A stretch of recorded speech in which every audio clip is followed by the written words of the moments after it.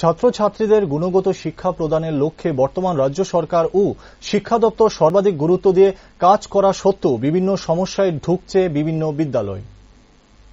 আজকের ছাত্রছাত্রীরাই আগামী দিনের ভবিষ্যৎ, কিন্তু শিক্ষক স্বল্পতা এবং বিভিন্ন সমস্যার কারণে বিভিন্ন স্কুলের পঠন পাঠন লাটে উঠছে।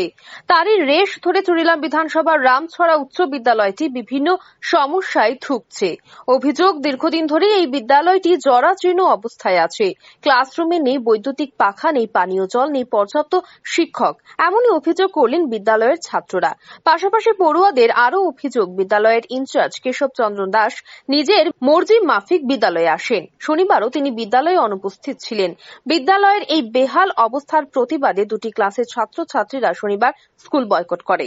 পানীয় জল এবং বৈদ্যুতিক পাখার বিষয়ে ইনচার্জ কেশব চন্দ্র দাস বলেন, টাকার অভাবে বিদ্যালয়ের বিভিন্ন সমস্যার সারাই করা যাচ্ছে না। এমনকি গ্রাম পঞ্চায়েতের প্রধান শ্যামল দেবনাথের কাছে গেলেও তার কোনো ভূমিকা নেই বলেই অভিযোগ।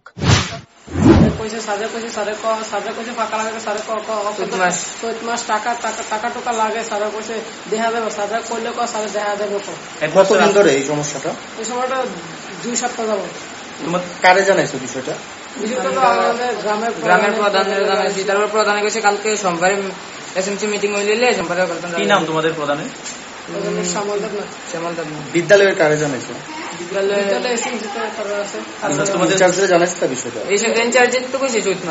তোমাদের স্কুলে কি হেডমাস্টার আছে? হেডমাস্টার নাই, ইনচার্জের কি নাম? তাই নাকি ঠিকঠাক ভাবে স্কুল আয়ে? ঠিকঠাক স্কুল আয় না, সপ্তাহ 2 দিন বা 3 দিনে। তোমরা টিচার কয়জন আছে? টিচার আছে 7 জন। আমরা টিচার অনেক প্রয়োজন, আমরা ক্লাস ঠিক মতো না, আমরা ঠিক ক্লাস ঠিক মতো না, পরীক্ষার রেজাল্ট আমরা ভালো করতে পারি না। বিদ্যালয়ের ছাত্রছাত্রী এবং অভিভাবকরা রামছড়া বিদ্যালয়ে বিবিধ সমস্যা দূরীকরণের জন্য দাবি জানিয়েছে বর্তমান সরকার ও শিক্ষা দপ্তরের কাছে। Bureau report, rising Tripura.